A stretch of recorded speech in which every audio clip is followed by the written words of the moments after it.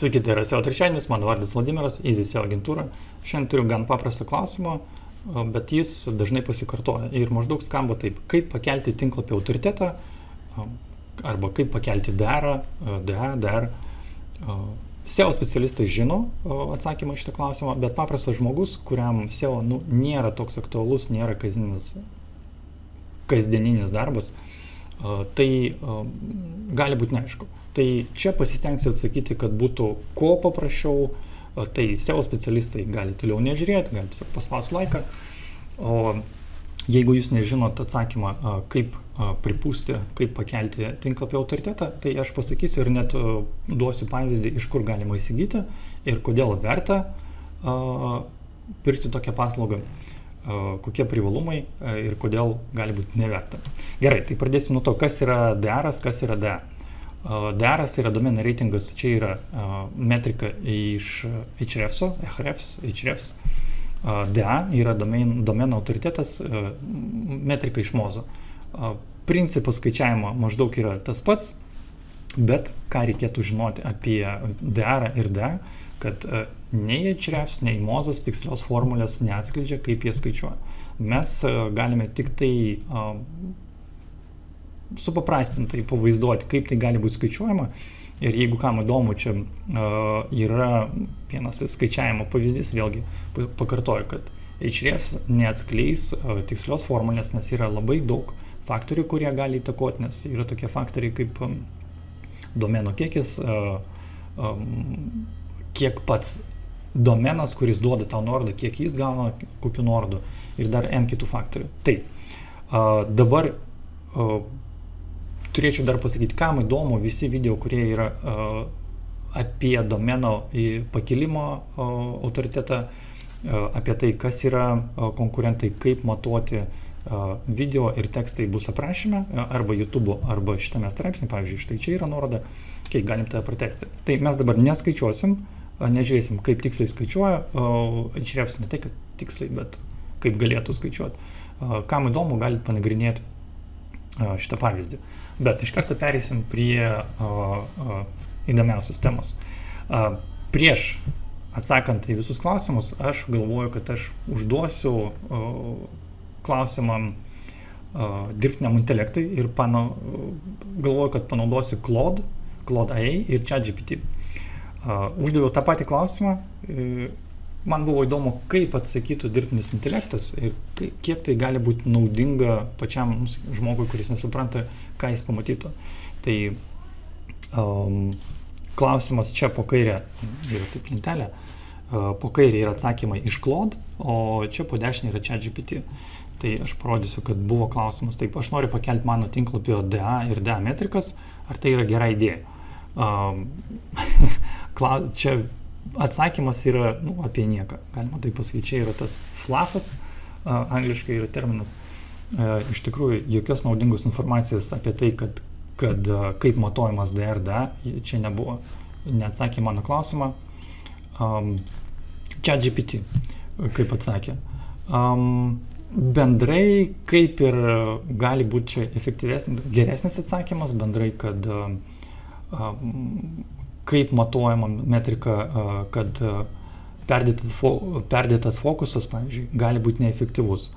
Vietoj siekio dirbtinai kelti DR ir DA, sutelkite dėmesį į gerą turinį, techninį SEO ir vartotojų patirtį. Nors vartotojo patirtis ir techninis SEO DR nepakels ir DA irgi nepakels. Bet vis tiek atsakymas mano akimis yra geresnis. Ok, toliau, aš užduodu klausimą. Ne, mane domina tik pakilimas DR nuo 10 iki 50, kad mano tinklapį rodytų aukščiau. Aš tikiuosi atsakymo, kad man pasakys, ar čia yra gera idėja.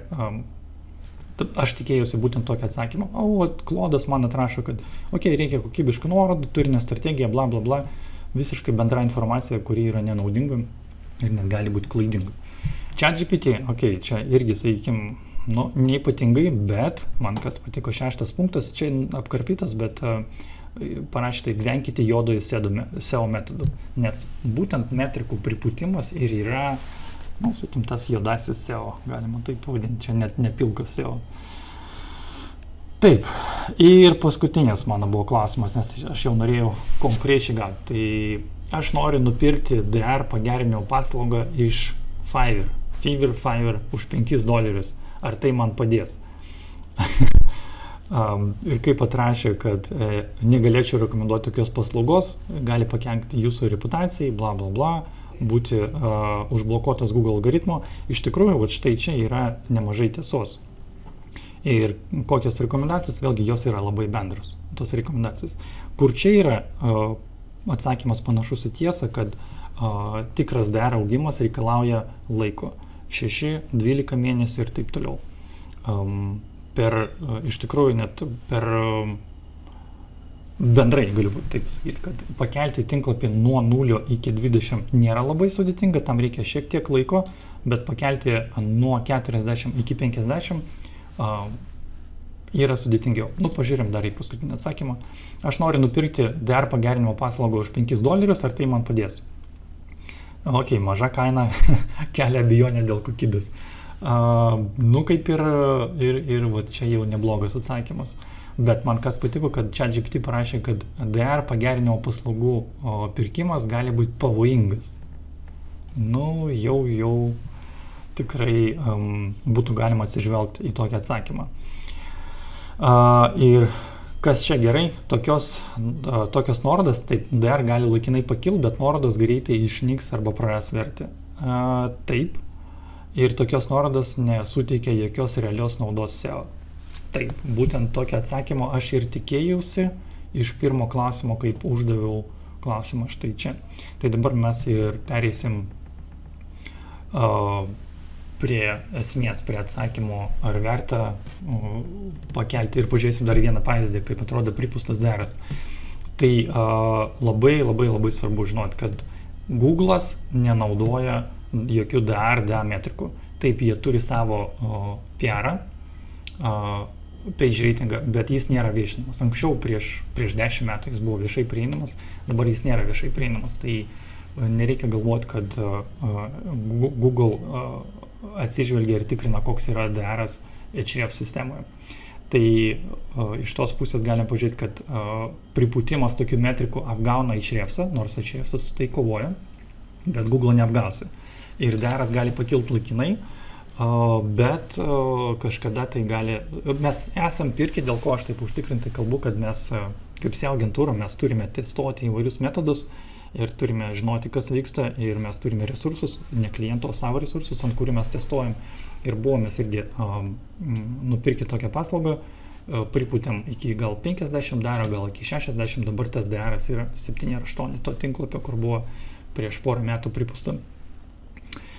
Tai, pažiūrėsim dabar, kaip atrodo pripūstas DR'as. Čia vienas iš pavyzdžių, kaip gali atrodyti tas tinklapis. Jeigu mes įmetam į Ahrefsą pažiūrėti, čia yra vienas tinklapis, kuris grinai buvo pripūstas, homesenator.com, DR'as 45, visai neblogai. Kiek yra unikalių domenų? 764, irgi kaip ir neblogai, bet trafikas yra 0. Tai ką mes matom šitoje vietoje, trafikas krito, čia po atnaujinimo 22 metais, Google algoritmo atnaujinimo, srautas pradėjo kristi. Tai taip atrodo paviršutiniškai, bet realiai metrikų pripūtimas atrodo štai taip. Čia yra nuorodas į homesenator domeną ir mes matom iš kur Guardian, Bing, BBC, Co.uk, BBC.com, visai neblogai atrodo, bet čia yra būtent tie metodai, parodysiu porą. Štai čia iš Guardian yra nuoroda į 24 hours journalist Co.uk, 24 hours, ir paskui yra redirectas nukreipimas į homesenator 301. Štai čia iš Bingo yra gaunama nuoroda per get parametrą. Ir labai populiari buvo anksčiau nuoroda, net iš nuoroda, labai populiarus metodas buvo gauti per get parametrus iš Google. Dabar pačiam Ahrefse jau tas pakilim, net tas metodas kaip nebegalioja ir jis nebėra kaip naudojamas, parduodamas, bet panašus į tokį metodą, kai iš Google arba iš Bingo per kažkokį, sakykime, search get parametrą sukuriama nuoroda, taip jinai yra tikra ir Ahrefsas ją reaguoja. Ir pakelia čia gauna nuorodą iš DR 93, 93, čia visur 92, 91 DR'as. Ir dėl to, kad tu iš labai aukšto domeno reitingo donoro gauni nuorodą, tai tavo DR'as Ahrefs sistemoje gali pakilti. Štai čia yra vienas iš pavyzdžių, ne čia per get parametrą, kitas iš BBC Co UK. Next Step Co UK nukreipimas vyksta į Home Senator. Čia dar vienas pavyzdys, čia 1, 2, 3, 4 nukreipimai bent viename screenshot'e. Tai štai taip atrodo tos metrikos. Tai realiai, kas gali būti, dėl ko DR'as kažkada gali kristi, nes tas žmogus, kuris pardavė tą paslaugą, nuims nukreipimus po kurio laiko ir tu nebeturėsi šitų nuorodų, DR'as kris, pinigai išleisti, laikas prarastas, jokios naudos tam projektui nėra. Bet viena nauda gali būti, ir aš pačioj pabaigoje paminėsiu, kokia tai gali būti nauda iš tokio DR pripūtimo. Gerai, einam tada toliau. Tai labai svarbu žinoti apie konceptą, kad aukštas DR'as yra ne priežastis, o pasiekmė. DR'as ne priežastis gerų pozicijų. Čia yra pasiekmė, sakykim taip, gerų kokybiškų nuorodų iš gerų resursų, arba net gali būti iš blogų resursų, bet DR'as niekada nebus taip, kad Google'as pamatė DR'ą savo ir 80 ir pakėlė dėl to tave paieškoje. Bet jeigu DR'as buvo nepripustas, o suformuotas su tikromis nuorodomis iš tikrųjų portalų, tas žodis iš kokybiškų resursų. Kokybiškas tai vienas iš požymių būtų ir aukštas DR'as, dar kitų N požymių, bet ir srautas. Tai šitoj vietoj, jeigu DR'as būtų 45, o trafikas būtų, organinis srautas būtų 50 000, tai taip, tada tai būtų kaip ir kokybiškas resursus. Bet vėlgi reikėtų žiūrėti pagal kokius raktažodžius jis gauna. Tai čia kaip ir atskira kalba. Dėl to sakiau, klausimas yra kaip ir paprastas, bet iš kitos pusės nėra labai lengva atsakyti. Jeigu lengvai, paprastai atsakyti, ar verta pirkti, pripūsti paslaugą, mano akimis, pripūsti DR'ą, pirkti tokią paslaugą, tai ne. Gerai, tai ką mes dabar pažiūrėsim? Tai kaip sužinoti, koks yra mano DR'as, koks mano tinklapio DR'as, koks mano konkurento. Priminsiu, kad konkurentus reikia, iš tikrųjų reikia tikrinti ne tas konkurentas, kuris yra tavo galvoje, o tas, kuris yra aukščiau tavęs Google paieškoje pagal tavo raktažodžius. Ir vienas iš būdų, kaip patikrinti DR'ą, yra nemokamas būdas atidaryti Ahrefs, galima suvesti Ahrefs Free Tools arba Ahrefs, tai pasakysiu, kaip jis vadinasi, Website Authority Checker. Tai atidarom Ahrefsą, nueinam į Free Tools, Authority Checker ir štai čia mes galim suvesti delfi.lt ir patikrinti, ką mes matom. Okay, tai sulauksim kažkokio rezultatų. Taip pat galima ir sumos tikrinti. Taip, domen reitingas yra 81, unikalių domenų arba unikalių nuorodų yra 15 000, vėlgi čia nėra tikslus skaičius, bet galima palyginti savo, pavyzdžiui, jeigu jūs matot, kad Delfis yra portalas arba koks nors kitas portalas yra aukščiau jūsų, tai jūs galite patikrinti, kokį DR'ą jis turi, kiek jis turi unikalių nuorodų ir palyginti su savo turimu metriku. Kitas būdas, kur galima vienoje vietoje patikrinti ir DR'ą, nes DR'as yra Ahrefso, DA yra Mozo. DR ir DA galima patikrinti vienoje vietoje, čia yra mūsų įrankis. Galima suvesti SEO biudžeto kalkuliatorius, nuorodų biudžeto kalkuliatorius ir atidarysit, pamatysit tokį puslapį.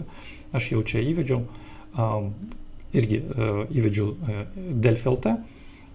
Čia iš Ahrefso pareina metrikos, lankomumas yra toks, kokį matom, domen reitingas 81, DA 78 ir čia turim tokį skaičių, mes paskaičiuojam, žinomos nuorodos galėtų kainuoti nuo iki. Mes tiksliai niekada nežinom, bet nuorodų vertė galėtų būti tokia. Jūs galite suvesti irgi čia savo konkurentą arba savo projektą ir pamatyti tokias metrikas. Jeigu įvedat ir rezultato negaunat, tai vėliau, tai reiškia duomenų bazėje, mūsų duomenų bazėje to portalo arba to tinklapio nėra ir po kurio laiko čia atsiras, galėsit vėliau patikrinti. Tai, kaip nupirkti, jeigu vis tiek nusprendėt, aš noriu pakelti DR'ą. Galima atidaryti fiverr.com, fiverr.com, štai taip atrodo fiverr.com, jame įvesti increase domain rating ir tikrai yra daug pardavėjų. Taip, kai kas parduoda už 5, kai kas parduoda už 10, bet iš tikrųjų jie visi padarys tą patį. Jeigu sumokėsi 200 ar 300, rezultatas bus tas pats. Čia kalbu iš patirties. Tai ar apsimoka pirkti dėl geresnių pozicijų? Aš manau, kad ne, iš tikrųjų čia yra pavojinga, bet žadėjau, kad pasakysiu, kokiu atveju gali būti naudinga pirkti metrikų pripūtimą. Tai gali būti naudinga tam žmogui, kuris turi tinklapį ir nori iš to tinklapio pardavinėti nuorodas. Tada jo daras, sakykim, žmogus, kuris nežino šitų konceptų, kur papasakojom, žmogus, kuris nežino, mato, nes mitų apie SEO yra daug. Tas klausimas dažnai pasikartoja ir kai kurie klientai rimtai norėtų dirbtinai pakelt domenų arba savo projekto metrikas. Bet jeigu jūs neparduodat nuorodų savo tinklapyje, kaip rodžiau šitame pavyzdyje, čia buvo, pasakysim taip, žmonės iš Indijos, iš Pakistano dažnai parduoda iš tokių portalų, jis gali atrodyti visai kaip ir neblogas portalas, vizualiai net gražus, bet čia yra atskira verslo šaka, kur yra pripučiamas deras, sukuriamas tinklapis, pripučiamas deras, tam, kad parduoti nuorodas. Jeigu jūsų verslas nėra parduoti nuorodas, o gauti geresnės pozicijas, tai apibendrinsiu čia pirkti iš Fiverr arba iš kito resurso pirkti nuorodas dėl dar pakilimo yra labai bloga idėja. Tiek šiam kartui gavosi nemažai.